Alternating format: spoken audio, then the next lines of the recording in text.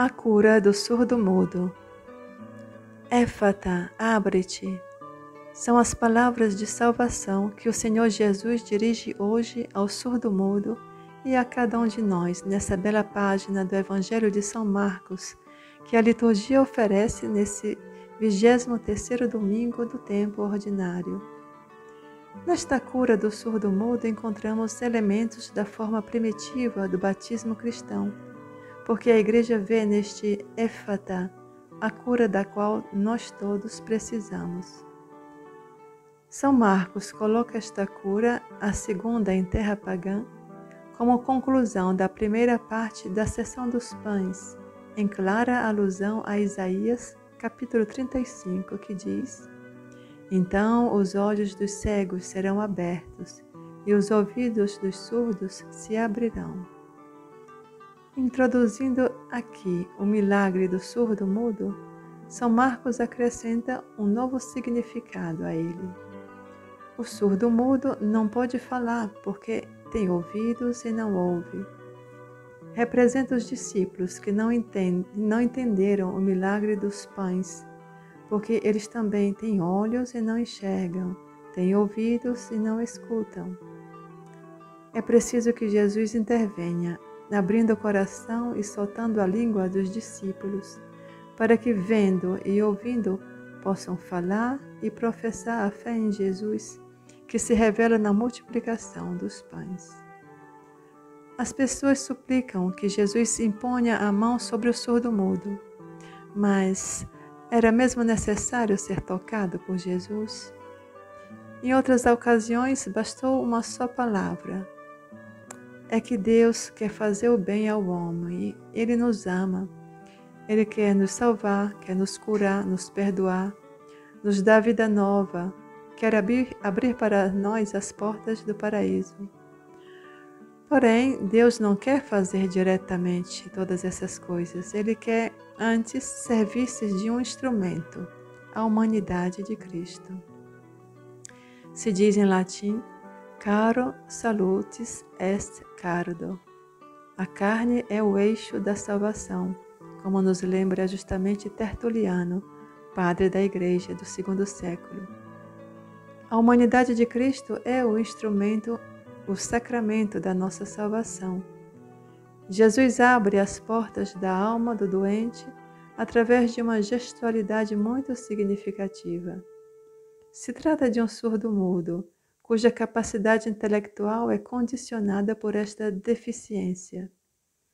Jesus quer estimular a consciência daquele que deverá ser o objeto da salvação. Em outros casos, bastou realmente a palavra. Aqui, do contrário, o gesto se faz necessário. Jesus toca os ouvidos e a língua deste homem como para fazê-lo entender a sua solidariedade, para fazê-lo entender que se tratava da cura do seu mal. Talvez fosse essa a única forma para fazê-lo entender. Esta cura é muito cansativa, requer tempo. Ela se dá em dois momentos. Primeiro de tudo, levando a parte longe da multidão, Jesus abre os ouvidos do surdo-mudo de forma que possa ouvir aquilo que ouvido nunca ouviu. Trata-se da abertura de coração que Jesus opera em nós para que sejamos capazes de acolher o Evangelho. A escuta é o fundamento da fé. Só depois é que brota a palavra. Mas antes, Jesus coloca a própria saliva na língua do mudo. O aceno à saliva nos remete a uma simbologia do mundo semítico. A saliva representaria o Espírito solidificado.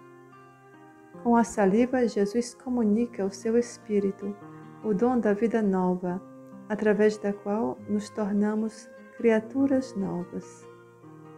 Este gesto do Senhor também nos remete seja à narração do Éden, quando Deus plasmou o homem e soprou nele um hálito de vida e o homem se tornou um ser vivente, seja a experiência dos apóstolos em Pentecostes, quando pela chegada do Espírito Santo entenderam tudo aquilo que o Senhor tinha dito a eles e começaram a falar.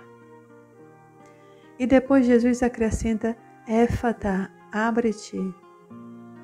Como em todos os sacramentos, o gesto e a palavra formam um único sinal eficaz. Só aquele que foi curado da surdez pode escutar e também falar. Mas entre o ouvir e o falar é determinante o dom do seu espírito. Do contrário, mesmo aquilo que se escuta se torna simples letra que mata e não espírito que vivifica.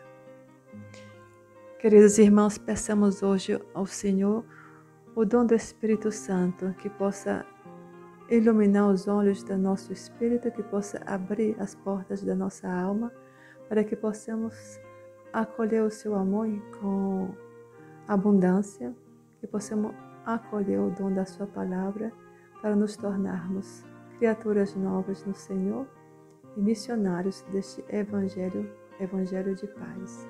Seja louvado Jesus Cristo.